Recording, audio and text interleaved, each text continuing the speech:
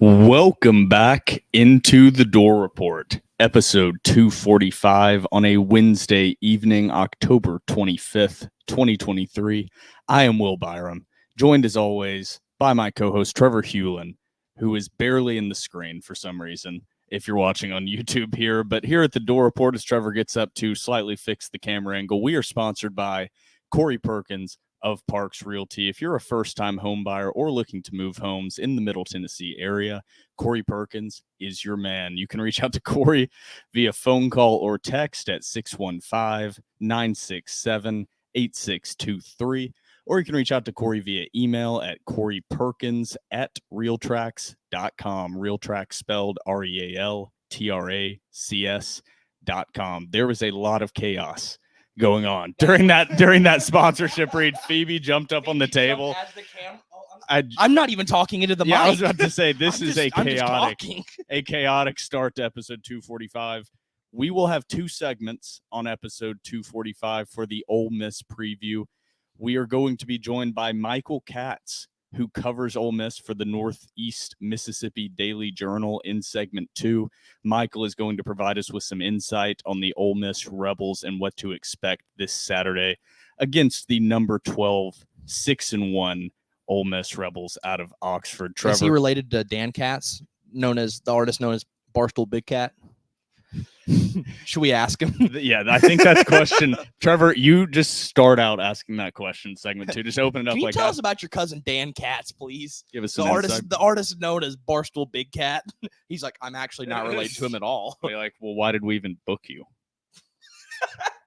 We thought we were getting Big Cat's cousin. Just end the interview immediately. But Trevor, we've got the Vanderbilt-Ole Miss preview, which, like I said, is going to be a majority of us discussing the Vanderbilt side of things because Michael is going to be able to provide us with more insight on Ole Miss. We also have a quarterback announcement to discuss. We talked about it a little bit the last couple episodes, but Ken Seals has been announced as the starting quarterback by Clark Lee on the Commodore Hour, broken by, I think, our old pal, our old friend, Billy Derrick. By God, that's Billy Derrick's anthem. Future voice of the Commodores, Billy Derrick. We'll get to me and Trevor's predictions in segment 1, and we'll get Michael's prediction in segment 2. But Trevor, how are the vibes going into this matchup before we really dig into things? I can't lie. All I've been thinking about is Vanderbilt basketball, so I've been in such a wonderful mood. And then when I remembered, I think like last night that we were going to record a pod regarding this Ole Miss game, I got chronically depressed. I called my primary care physician all the way in White House. I was like, I'm going to need to restock on these happy pills, brother. He's like, what's wrong with life? And I was like, Vandy football. I need that dosage upped. Hope is on the horizon, however. Oh, don't worry. Those pills are going to go down the toilet come November 7th. That's all he needs is a Presbyterian domination, and Trevor no longer needs any SSRIs. I will be cured of my chronic depression. The cure for... Jesus. All right. We're already off the rails. The cure for chronic depression is for Vanderbilt to be good at something. All right, Trevor. Jesus Christ. It's time to get into the Vanderbilt-Ole Miss preview. But before we get into that and much more, don't forget to follow us on Twitter and Instagram at The Door Report. Like us on Facebook. Subscribe to our YouTube channel. Emphasis on subscribe to our YouTube channel. Our podcast is available on iTunes, Spotify, and Google Podcasts. And while you're at it, give our podcast 5 stars and a review on iTunes. Trevor, it's now time for breaking news.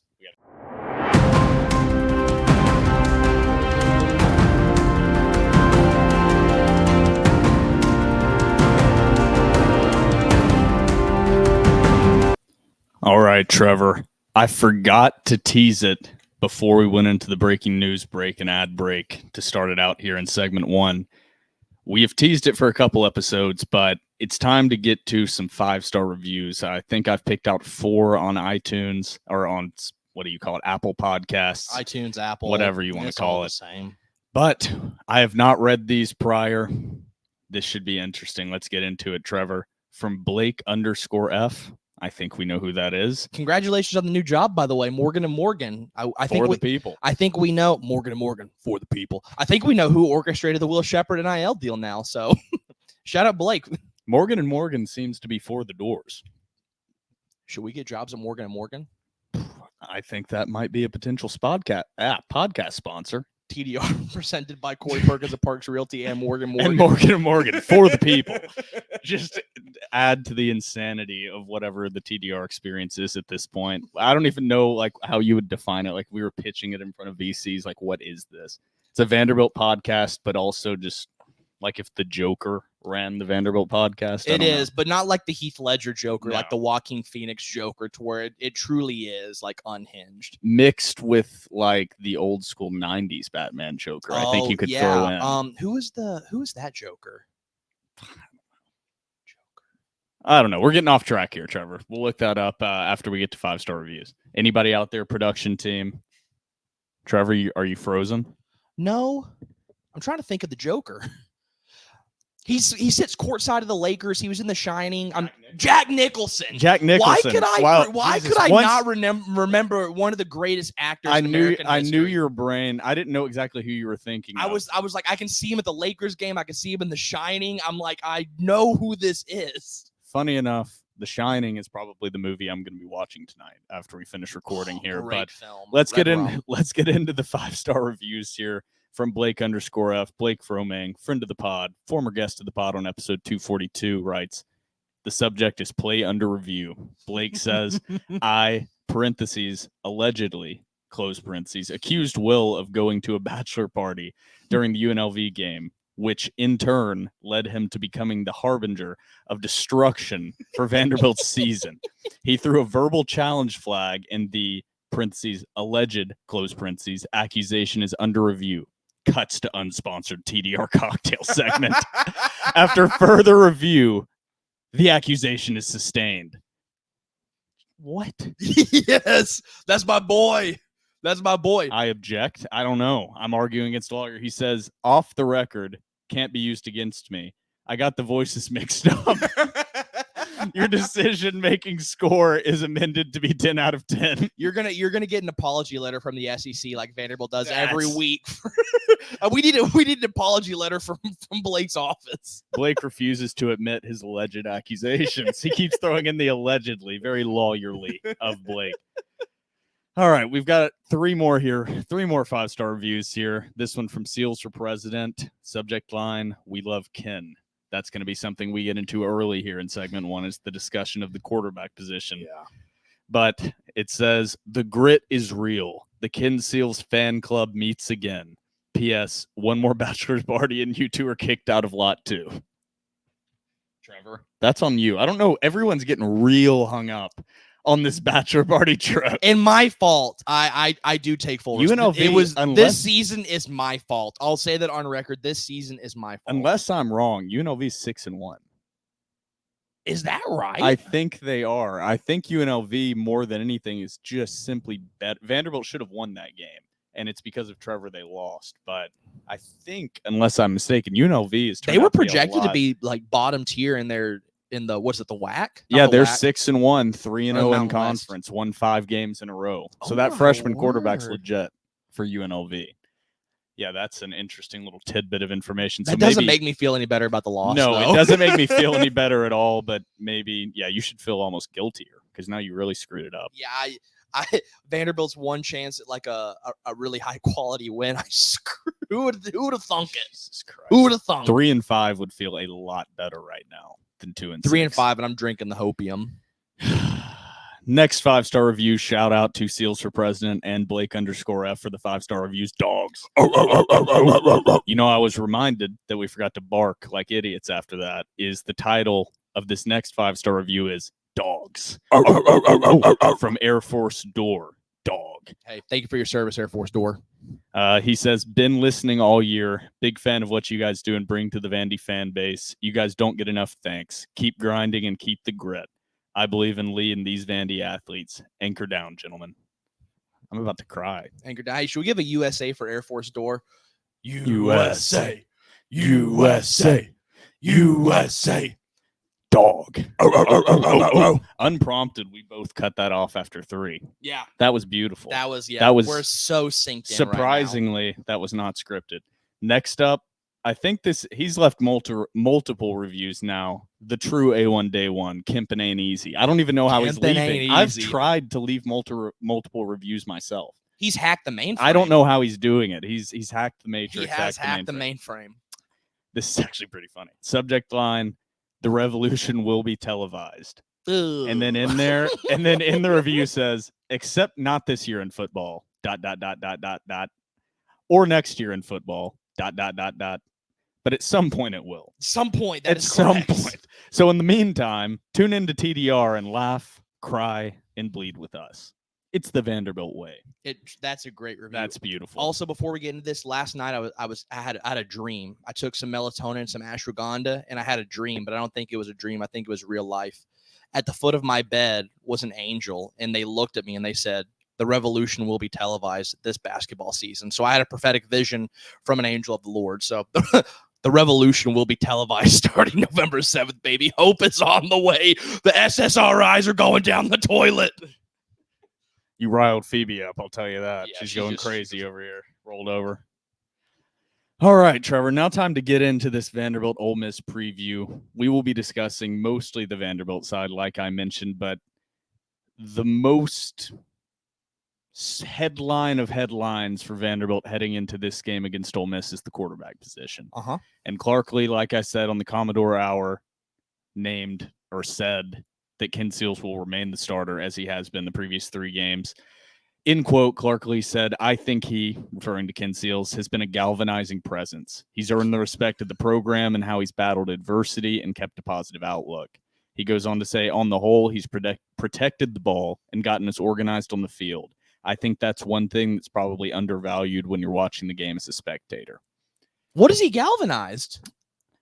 That's what has been galvanized. I don't know if galvanized is the right word. I would almost say stabilized. Is a better word than galvanized. I don't think Ken Seals is a galvanizing presence. I think he's a stabilizing presence. He's I mean this in the least disrespectful way, but he does manage the game. Yeah. He's more of a coach on the field than Swann, who didn't really seem to be in total control of the offense this year. But could give you some bombs. But could galvanize the offense with explosive plays that Ken just doesn't provide. So I do like that he says that's probably an undervalued thing when you're watching the game as a spectator. Clearly, there's some little not edge, but there's some calming presence that Ken Seals brings to this team overall, because they've just overall played a little bit better when Seals has been out there. It's kind of like when you watch any game that's quarterbacked by Mike Wright, who just won another SEC game in an ugly fashion. It's the Mike Wright way, dude. There's something about it. It's not in the analytics. It doesn't show up when they're in shorts. It doesn't even show up on the field when you're watching as a fan. But there's something about these guys that just go out, and Ken Seals hasn't done it yet, but give a presence to the team. A gamer. The only difference is Ken Seals hasn't won any games. Yeah. So I don't know what galvanizing presence, like you said, he's really talking about. That's what like whenever I think of a galvanizing presence, I truly think of what Mike Wright did towards the end of last season. That was a galvanizing presence, if I've ever seen one. So how do you feel overall about that announcement, and how much do you actually give credence to the elbow injury? Okay, I wanted to ask you about the elbow injury. I wanted to get your take on it because I have thoughts. And we've hinted at this on previous pods. Not only am I reading this as Clark announcing Seals as the starter for this Ole Miss game, for some reason in my bones, this feels like Ken Seals is the guy going forward. And what I mean by that is not only this season, as Phoebe attacks me. Phoebe is a AJ Swann truther. She's like, no, don't disrespect my boys. I'm right there with you, girl. I think this has next season implications. Because if you were going to bring AJ Swann back, it was going to be after the bye week, no? You'd think so. You'd think so. And that's why the elbow contusion just seems like a really big I mean, it just seems like a lie to me. You know what I mean? Like, you're just using that as an excuse to maybe lessen the blow a little bit. I'd imagine his elbow is fine. I'm not a doctor, but I think he probably did have an elbow contusion during the UNLV game. He probably did have some sort of injury to that, and it probably did affect his play against Kentucky. but it probably didn't fully excuse a lot of the decisions he made. Yeah. And so now that's something that, like you said, does soften the blow in a way, as a narrative saying, well, there's this elbow contusion continuous problem that's going on in the background as well. The season hasn't really shaped out that well, and we definitely don't want to put him out there at less than 100% and kill his confidence further. I'm not defending the decision necessarily, but from a coaching staff perspective, if Ken Seals actually has 2 years of eligibility left, that's crazy. Which that broke my brain. I think he does. Him and AJ Swann have the same amount of eligibility. I think this does carry over, and I really think that Swann might be gone after this year. I agree. I'm very, and it's very frustrating because the decision making hasn't been there this year. The turnovers have been a problem. We're not excusing that, but to lose an arm talent like that and AJ Swann, it seems sort of inexcusable to me. No, so I'm not even. So obviously, if you've listened to the Door Report, you know I'm a big AJ Swann fan, and I think he has the potential to be a great quarterback. I don't know if he's actually shown anything on the field that has proven that out. I think he was a 4-star. He's looked good at times, not consistently. But keep in mind, Ken Seals was a 4-star too. Yeah, like I know at that Texas, and it was a while ago, and it was a Derek Mason class. But Ken Seals was a 4-star quarterback coming out that started as a true freshman. We kind of know what we have with Ken Seals now. Yeah, AJ Swann is not a known commodity in the same way as Ken Seals. I think that's why the ceiling is higher. You know, Ken Seals is about an average SEC quarterback. That's not a slight at him. That's just what he is. If he had superior talent over SEC opponents, I think Ken Seals could win some football games. The problem is Vanderbilt's roster is the least talented roster in the whole SEC. Yeah. So it's going to be real tough to win games with Ken Seals at quarterback. You saw that his freshman year going 0-9, and he's yet to win a game as a starter this season. I mean, I know he's had tough matchups, but at some point, I mean, that's what he is. He's not going to win you games. Your team around him has to win the game, and he can manage the game. Yeah. I will say, too, another thing that is so frustrating is I agree that we haven't seen Swann put it together yet, but and maybe I'm giving too much credence to this. You've seen a lot of flashes, and maybe I'm putting too much stock in those flashes. And yes, I'm going to preface it again. I know he makes dumb mistakes, but you've seen him make some throws that are jaw-dropping, and that you haven't seen Ken make those throws. You really haven't seen the Vanderbilt quarterback in a long time make those throws. Yeah. You know what I mean? So that's maybe I'm putting too much stock into that, but that tells me that, man, if he can just put it together, if this coaching staff can somehow help him out, which is their job, to develop young talent. Clark Lee has said that over and over and over again. We're a developmental program. Then, hey, maybe help develop him. I don't know. You know what I mean? But you've seen flashes from him that scream, man, this kid has talent. And I would hate to lose that. I like that you said he makes throws that you just haven't seen Ken Seals make, because I think he does that both directions. And I'm not dismissing what he does. He makes throws down the field successfully that Ken Seals doesn't make, and I don't know if he necessarily has the arm talent to make. AJ Swann also has made decisions and made throws that Ken Seals would never make in the other direction. Yeah. I mean, he's thrown the ball into some spots that are just inexcusable. Just not reading the defense correctly, and horrible decisions, overestimating his arm talent ability against better competition. Once Swann steps into it's kind of like what we said with Mike Wright, and in a way, it's just AJ Swann has more arm talent. Once that competition goes up, those windows close down. Yeah. And when those windows have gotten tighter, AJ Swann has made errors and thrown picks and turned the ball over. But Trevor, I think that's about it for the quarterback. I don't want to say controversy. There's no real controversy. It's Ken Seals coming out as the starter, but quarterback storyline going into this game. Dilemma. Yeah, maybe that's a better word. But Vanderbilt travels to Oxford, Mississippi to battle against the Ole Miss Rebels, number 12 in the country, coming off 3 straight wins against LSU, Arkansas, and Auburn, sitting at 6-1. Their only loss on the year coming on the road against Alabama, 24-10. Vegas has set the line at 24.5 points. Obviously, Ole Miss as the favorite, a 24.5 point favorite. The over-under set at 63.5. Vanderbilt is plus 1,300 on the money line, according to DraftKings Sportsbook. So you placing any money on that Vanderbilt money line? Absolutely not. No, you don't see that happening. No, I wouldn't even place money on them to cover the spread. So this is a little bit different dynamic. I don't think we've actually had anybody on to preview an opponent yet this season when it's just been me and you. No, I don't believe so. No. So usually at this point is when we go through the Ole Miss roster and do our best to preview based on what we've seen. But like I mentioned in the first part before segment 1, we have Michael Katz of the I'm gonna completely forget the Northeast Mississippi Daily Journal. Is that right? I believe that is correct. Is that correct? Okay, he'll be previewing Ole Miss for us. Jackson Dart at quarterback, Judkins at running back. Those two names are going to run all over Vanderbilt. That's the basic premise of how I see this game going, is Vanderbilt being unable to stop this Ole Miss rushing attack. I agree. Yeah, that's and here's the thing too, is Dart is not only going to run all over them, he's going to throw all over them too. So you have a two-headed monster in Jackson Dart, a kid that can run really well, and a kid that is really explosive with his arm. And you're going up against one of the best backs in the SEC in Quinshon Judkins. So and once again, Ole Miss has very good talent at receiver, which I guess since the Hugh Freeze era, it feels like every year they have a borderline elite talent at the wide receiver position.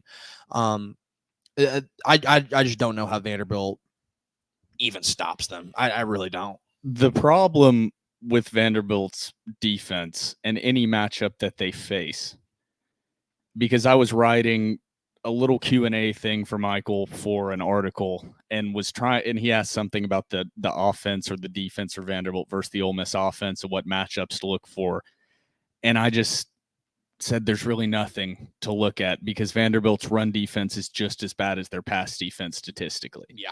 And Vanderbilt's giving up almost a 71% completion percentage to opponents. Mm-hmm. Opponents are completing 70.97% of their passes, number 129 in the FBS. The flip side of that, Vanderbilt's also giving up 5.1 yards per rush on defense, number 113 in FBS. So both sides, every facet of this defense is underperforming. And now you're without CJ Taylor for who knows how long, as Clarkley said he's doubtful for the Ole Miss game. I believe DeRicky is still questionable.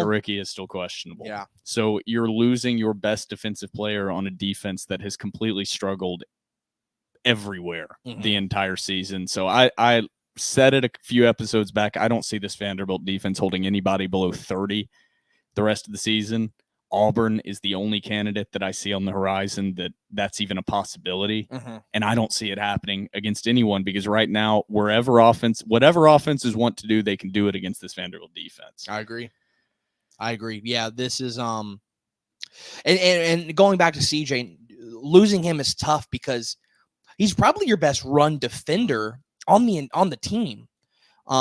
And so whenever you're already bad at run defense and you lose your one good defender, I mean, that's trouble waiting to happen. I've said that I like what I've seen from Savion Riley at safety. John House has been okay, but I mean, if you're still missing DeRicky Wright, who even if he does play, is probably going to be really rusty because hasn't played in a few weeks. They're not only going to attack you on the ground because they know your best run defenders out. They're going to attack you through the air because they know your best safety. Your second best defensive player is out as well. So not only do you lose your number one, you lose your number two in DeRicky. I mean, CJ Taylor tied for the lead on the team with 2 interceptions. DeRicky Wright is who he's tied with 2 interceptions. Both of them injured. DeRicky possibly going to be able to play. CJ Taylor, you said, probably one of your best run stoppers, is also second on the team in sacks with 3 sacks. Nate Clifton with 3.5 above him. So you're losing a real do-it-all guy in CJ Taylor. Everybody that's listening to this podcast knows how good CJ Taylor is and how much of a loss that is. Also leads the team in forced fumbles. Has forced 2 fumbles this season. Let me make sure I'm right on that he leads the team. Yes, he does, tied with DeRicky Wright. I mean, those are guys that you can't lose, and both of them are injured. Yeah. So, Trevor, I think that's about it. Michael will help us dig into this Ole Miss roster and their season a little bit more. I think it's time to get into our 3 keys to the game. What do you got for number 1? Are we doing a cocktail break? We'll do that before segment 2. Beautiful. My key number 1, You're going to have to see a lot of juice from the special teams, I think. And I know I hate to lead off with special teams, but early in the season, you saw Jaden McGowan be really special in the return game. I know that he's put a lot on film because of those returns, and teams are game planning for him. But he's gonna have to give some big runs if he is able to field a kick. You got to take it past the 25. You got to get to the 30, 35, maybe break one for a big chunk of yardage. Also with Vanderbilt's offense, the way that they have been very conservative with Ken Seals, Matt Hayball, which he's done all season long, is going to have to be Matt Hayball. The only way this defense has a chance is if they force Ole Miss to march down the field. And even if that's the case, I still don't like their odds. So Vanderbilt's not going to be able to score on offense that much, probably not going to be able to score on defense. I'd like to see the special teams get us some points. I like that. I've been kind of struggling with my number 3 key to the game. That kind of plays into my number 3 a little bit, but it doesn't quite overlap with any of my keys. So good job. That's the first time in a while that our keys haven't. Yeah, we were talking about that before the pod. That our keys haven't completely overlapped. So my key number 1 is easier said than done. But right off the bat, you have to give Ken Seals time to throw. Mm-hmm. And this Ole Miss defensive line is good at creating pressure on opponents. They rank number 14 in the country in sack percentage when opponents drop back. So 9.7% of the time that opponents drop back to throw the football, Ole Miss gets a sack. Vanderbilt hasn't been horrible at quarterback protection thus far this season. Vanderbilt throws the ball the 9th most of any team in the country, throwing the ball over 60% of the time, and only give up sacks 5% of the time. So the offensive line has to step up and at least give Ken Seals an opportunity to throw the ball down the field, because you can't make a complete living on wide receiver screens. So you've got to give him time. That being said, I want to see some damn wide receiver screens this game against Ole Miss. Yeah, shout out to Blake. We need to absolutely spam wide receiver screens to Will Shepherd. I want to see it like 20 times a game, or 20 times this game. My key number 2, coaching staff, open up the playbook. It's your backs are against the wall. Before the season, you said the goal is postseason play. You were at 6 losses. Your back's against the wall. And the SEC has a gun to your head, and they're about to cock it. There's nowhere you can go. The boats are burning. Who cares if he throws a couple picks? If they look a little bit discombobulated, you got to give yourself a chance in the playbook. You got to open up the playbook. You got to get funky with it. You have to give yourself a fighting chance, especially with a defense this good. You cannot roll out there and continue to play the old conservative Vanderbilt football on the offensive side that we have seen with Ken Seals thus far.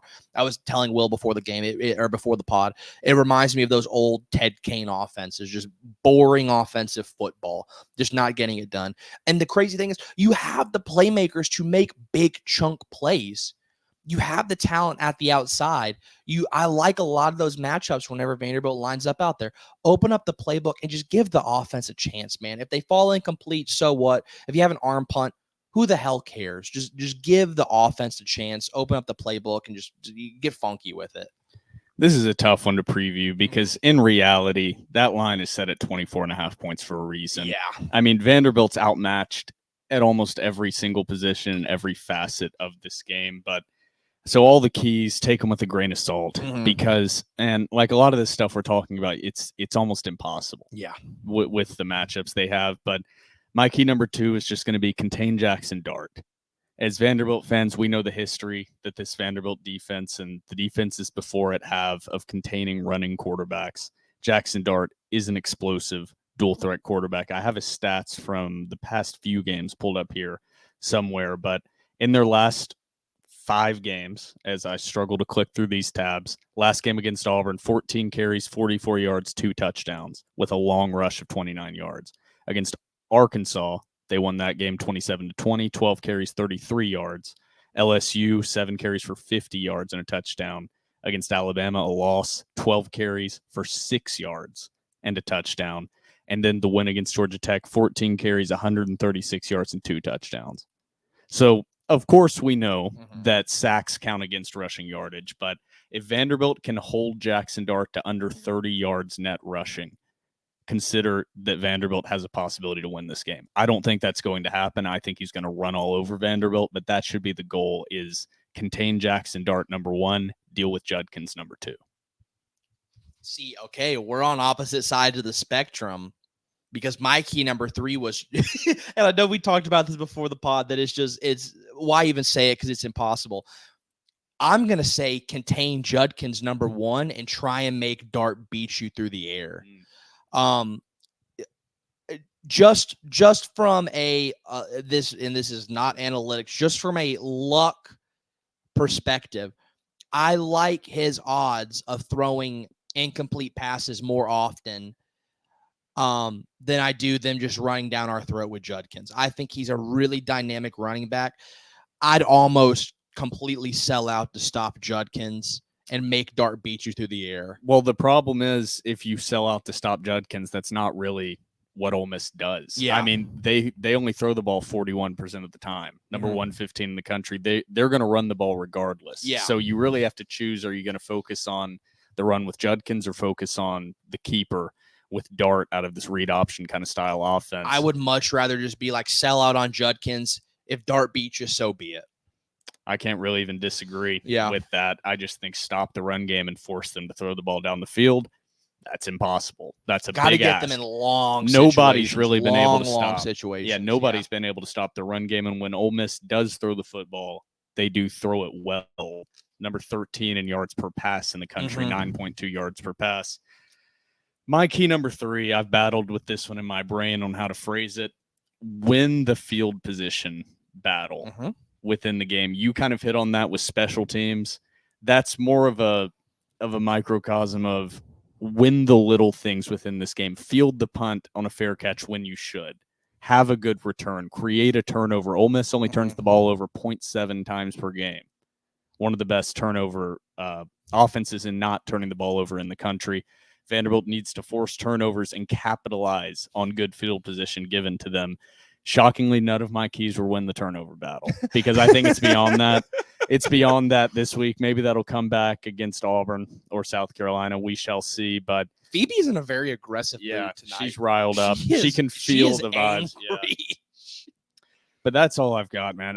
I'm pretty defeated at this point, looking at the football season and looking where it's at. Very disappointing. I know Vanderbilt fans are feeling that across the whole fan base. So I think it's about time to move on to predictions here, Trevor, in a pretty quick segment one here, unless you've got anything else to add. Nope, I think we hit on it. What a depressing season. What a depressing season. This has been one of the worst seasons. Like this season has hurt me more than a lot of seasons. This season might hurt me worse than the 2020 season, because going into 2020, I was like, we're not going to win a ball game. This one, like, I had expectations that we could like finally change the narrative. So this one's a punch in the mouth. Yeah, this one hits different. For my prediction, I'm going to go Ole Miss 54, Vanderbilt 17. Wow. I think it's a bloodbath. Wow. All of my keys to success I gave were just theoretical. I'm like, oh, in theory, like this would work, but it's not going to happen. So 54-17, Ole Miss. Locking it in. Lock it in on the Zen. Lock on the Zen. 54-17 or 51. 54-17. 54-17 is what you had.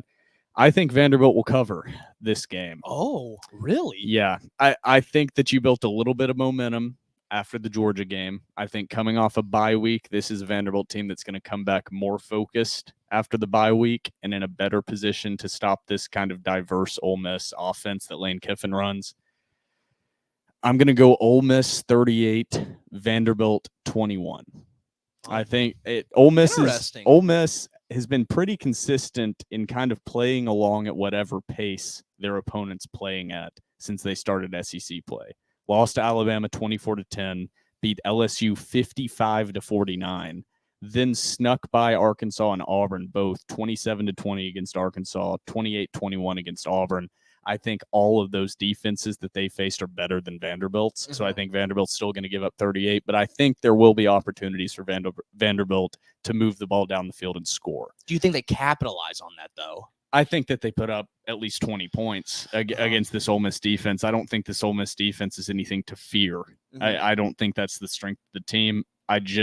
Both these teams kind of suck at time of possession and keep in possessing the ball. It's just going to be Ole Miss is going to hit explosive plays.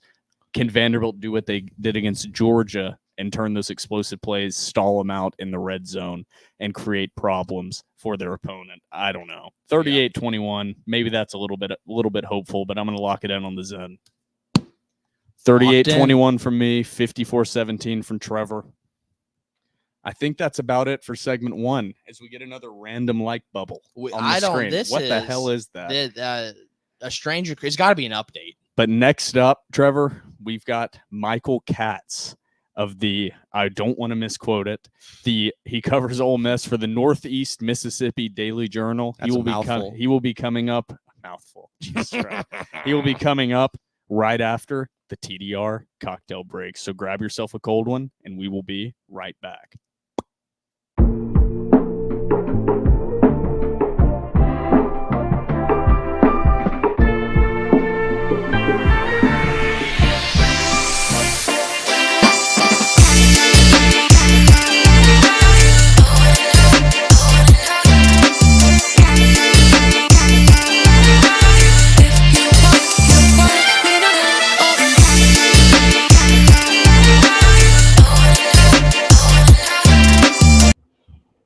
Welcome back into episode 245 of The Door Report, segment 2. I'm Will Byrum, continuing to be joined by my co-host Trevor Hulan, and we are lucky enough to be joined by Michael Katz, who covers Ole Miss for the Northeast Mississippi Daily Journal.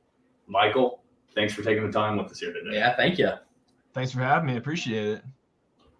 So Vanderbilt has a matchup against Ole Miss coming up this Saturday.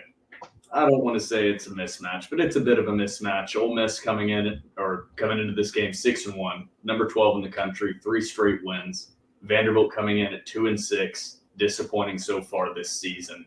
Obviously unranked, coming off 6 straight losses. What is the vibe around this Ole Miss program? Because I was talking with Trevor before this and said they feel almost like a quiet number 12 right now, especially with Lane Kiffin at head coach. Yeah, I mean, I think there is a little, when the season started, I remember I was telling people I could see this team going 10-2. I could see it going 6-6. There were so many variables in there. Where they're at right now is about best case scenario, and I do think that they are a little bit, to an extent, being overlooked. I mean, when you look at the SEC, you think of Georgia and Alabama and teams like that, but this Ole Miss team has quietly, I know the Alabama loss was disappointing. It was just an ugly game all around, but that win against LSU was as thrilling a game as I've ever probably witnessed. They beat an Arkansas team that tends to always play weird games, and then you win at Auburn, which is a place that Ole Miss doesn't win at. Last year, Ole Miss was talented. There's no question, but it was, if you put it together a team the way they did with transfer portal players, can it come together in the way that it would if you created a team in the traditional sense through having guys on the roster for 3-4 years, whatever it is. Last year, it started off really well, and it ended very, very poorly. They lost 4 in a row to end the year, and it was bad. And there are obviously coaching rumors going around with the aforementioned Auburn, and it was a pretty stunning slide. And this year, I think that they're put together similarly, that it's a lot of transfer portal players, but it seems to be more cohesive this year. They seem to be more of that cliche team with the better chemistry. And I know players will always say that. They'll always say that, oh, yeah, I know we're all really close. But when you look at the games they've won and how they've won them, I do think there is something to be said for it. So I think the vibes are good. I think they understand that there's some really interesting games coming up. With next week, you got A&M, and then you go to Georgia. And then, of course, you got the Egg Bowl at the end of the year. I think I'm really curious to see how they come out for this one, because this is like the classic overlook game when you know what's coming up. And I don't think they're going to be caught off guard, but I wouldn't be surprised if Ole Miss starts off a little bit slow just because of the emotions of the last few weeks and the emotions of what are coming up. I think I'm really curious to see how they come out on Saturday. Yeah, absolutely. Michael, thank you for joining us. My question is, Vanderbilt fans are, of course, going to know who Jackson Dart is and who Quinshon Judkins is. Other than those two players, particularly on the defensive side, I'll preface, who should Vanderbilt fans know and be focused on for this Ole Miss team? Already going out of order, Trevor. Oh, are we? Yeah, we can just go defense first. Oh, that'll be fine. Go offense first. Go offense, Michael. Let's go offense other than Judkins. Just immediately takes us off track. Sorry, Michael. This is the TPR difference right here. I think the big name to look for is Trey Harris, wide receiver. He's a transfer from Louisiana Tech, and he is that big-bodied guy that they don't have otherwise. He's 6'2". He's lean. He's muscular. He looks like an SEC receiver, is what I tell people. And they've got a lot of guys who look like they play in the slot, which isn't a bad thing, but they have a guy who can win, posting up. And he had some injuries earlier this year. He had a surgery after the Tulane game, and I think his first 6 catches, 5 were touchdowns. I mean, it was crazy. And granted, that's against Mercer and the first drive against Tulane. He was putting up insane numbers. Then he got hurt against Tulane, and the offense really took a step back after he got hurt. And so I think they learned how to live without him, but they are so much better with him. And he was really good last week against Auburn, another 100-yard game. He is really the receiving weapon that makes that offense go. And, Dayton Wade and Jordan Watkins. Watkins is one-handed right now because apparently he had a couple of plates put in. I don't even know how he's like returning punts, which is just insane to think about, one-armed. But so yeah, I'm interested to see how that unfolds. He had quite the contraption on his hand last week during the game, but they have a lot of really nice receivers and that can make plays. But Trey Harris is really, if the passing game is going, it's because of him. And the other one I would say offensively is Quinshon's running mate, Ulysses Bentley. Last year against Vanderbilt, Quinshon was good, but Zach Evans was really good. They had that 1-2 punch. We were curious to see what the 1-2 punch was going to look like this year. We didn't really necessarily know if Ulysses Bentley was if he had those characteristics. We didn't really see much of him last year because he was hurt. He's looked really good when he's been given the opportunity. So I think when they give him carries and they feed him, it helps everybody because, one, he's got a chance to break something open, but two, it gives Quinshon a little bit of a breather. So I would say those two guys are pretty big parts of that offense. Wow, I didn't realize Bentley was averaging 6.1 yards per carry. That's a pretty great 1-2 punch when you go from Judkins to a guy averaging 6.1 yards per carry there. I know we said, guys outside of Jackson Dart, but when you're covering a team week in, week out, a lot of times the actual storyline of play might be different or might be the same is what you kind of see as someone as a casual SEC fan outside of Vanderbilt. How would you evaluate Jackson Dart's play so far this season? It hasn't been perfect. I think that there is this expectation because of how his accolades coming in. He was the National Player of the Year out of high school. He was at USC. He was this huge transfer. And I think everybody expected him to be like Matt Corral right away. And that just wasn't realistic. And last year, he had his issues. He was very inconsistent. He turned the ball over at very inopportune times, 11 picks. Matt the year before only threw 5. And so it was pretty jarring going from a guy who was so careful with the ball, but was willing to take big shots to the turnover issues. And this year, they brought in competition and Jackson fended it off with Spencer Sanders and Walker Howard coming in. And he's been a little bit up and down. I think part of that is the offensive line maybe hasn't pass protected as well as we expected. And the injuries to Trey Harris, I think, were pretty big. But he's done a really nice job of taking care of the ball. He's only got 3 interceptions. He hasn't fumbled. He's been really good at making the plays when they matter, and that was something he wasn't really good at last year. There were moments when, if a game was hanging in the balance, it didn't always go great. This year, Jackson is making the right call. He's checking down. He's taking off when he needs to. He probably still needs to learn how to slide a little bit better. That is the constant conversation around Ole Miss with him. That's just not his style. He's a tough dude. I think that he has been, for a second year. Would you like to see, a guy throwing a Jaden Daniels like touchdown numbers? Of course, but I think within the confines of their offense, he's efficient. He's throwing the ball down the field and he's not turning it over. And when you do all those things within the Lane Kiffin system, it's how you end up with 40 points a game. They run the ball and they don't turn it over. So I think he's taken some big steps and he's really looked like the player that I think last year we thought he was going to look like this. This is the guy we thought he was. All right, Michael, now we're going to transition to defense. One of my questions is every team likes to have a sort of identity that they can sort of hang their hat on. That even goes into offense and defense. For this Ole Miss defense, what would you say their identity is right now?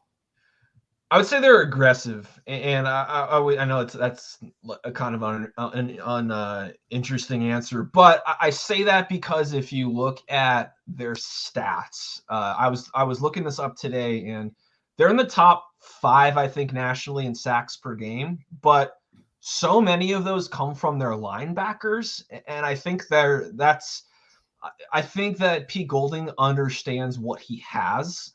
And he understands the best way to create pressure with this team is by bringing guys in multiple ways. And so you will see linebackers in the backfield a lot.